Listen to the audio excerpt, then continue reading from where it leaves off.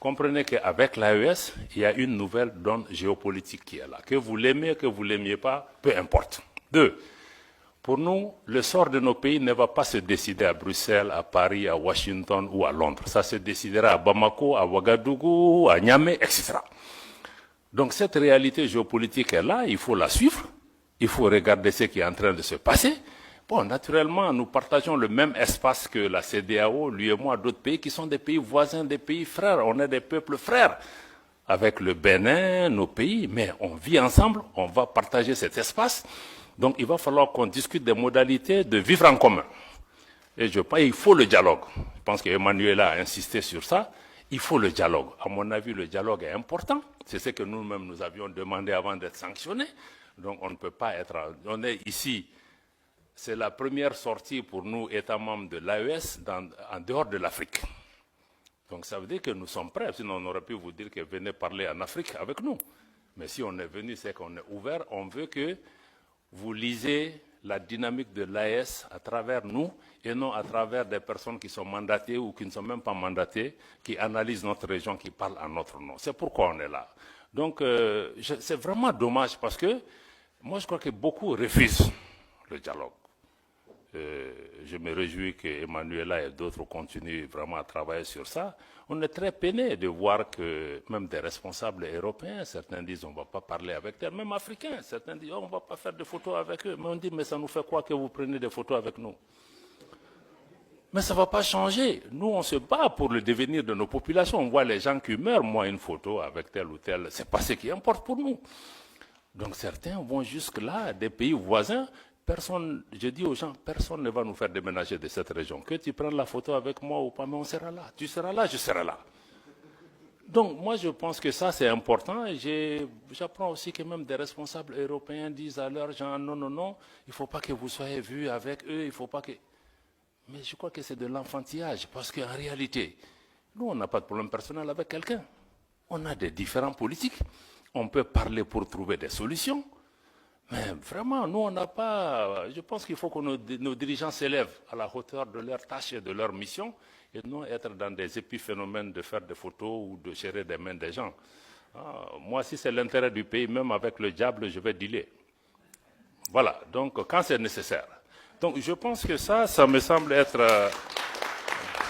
ça me semble être important. Voilà, donc du point de vue de l'AES, je vois que c'est ce qu'il faut que vous compreniez. Il y a une dynamique qui est en cours. La CEDEAO va continuer son parcours. On va se parler. On va identifier des moyens de coexistence pacifique. Surtout, ce qui est important, c'est comment travailler pour pouvoir préserver l'intérêt de nos populations qui vivent dans ce pays. Des pays qui ont toujours été fraternels. Je vous dis que nos populations sont en avance sur nous. Tous les problèmes que vous voyez dans la région, c'est entre les dirigeants. Hein? Ce n'est pas entre les peuples. Moi, je vais dans tous ces pays où les dirigeants ne veulent pas nous parler, mais les peuples sont chaleureux avec nous. Donc les populations n'ont pas de problème, il faut que les dirigeants suivent leur population. Voilà, donc pour moi vraiment c'est ça, je vais peut-être laisser le reste pour qu'on vienne vraiment à des questions majeures, mais aujourd'hui l'AES se bat pour ça, pour une gouvernance améliorée, une gouvernance qui réponde aux préoccupations de nos populations. Préoccupation numéro 1, sécuritaire. Sécuritaire pour reprendre en main nos États. Et ensuite créer des modèles de gouvernance qui peuvent... 2, mais il faut une économie, il faut une transformation structurelle de nos économies pour que nos économies profitent à nos populations. Parce que toutes ces richesses qui sont là, nous, au État de l'AES, nous voulons désormais discuter différemment avec ces États, parce que les anciennes puissances coloniales ou d'autres, il y avait des donnes qui étaient là. Nous, on n'est plus dans ça. On veut rabattre les cartes pour regarder. On veut naturellement que les partenaires qui viennent gagnent, mais qu'en priorité, nos populations gagnent. Et on sait que les ressources sur lesquelles on est assise nous permettent de discuter d'abord pour que ça bénéficie à nos populations. Si d'autres partenaires en bénéficient aussi, c'est tant mieux.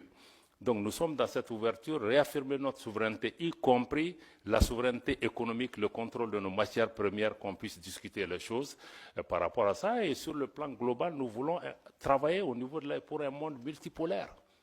Un monde où ce n'est pas un club de 2, 3, 4 pays qui contrôlent le monde, mais que les forces politiques, économiques, sociales qui sont apparues dans le monde, que chaque voix compte, qu'il y ait plus d'équité, que la politique de 2 poids, 2 mesures, ça cesse.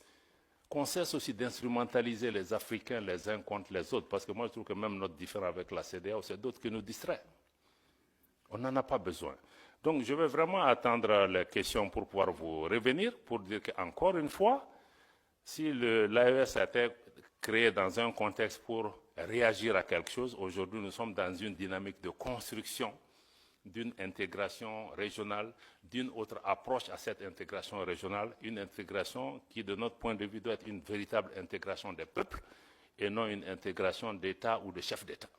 Voilà, c'est vraiment la dynamique que nous partageons avec le Burkina et le Niger. Et aujourd'hui, sur le plan de la sécurité, nous travaillons, il y a des résultats probants sur le terrain. Le Mali, aujourd'hui, après 10 ans de présence étrangère, a aujourd'hui le contrôle de l'ensemble de son territoire national. Et la reprise de Kidal, il y a quelques mois, est un exemple concret.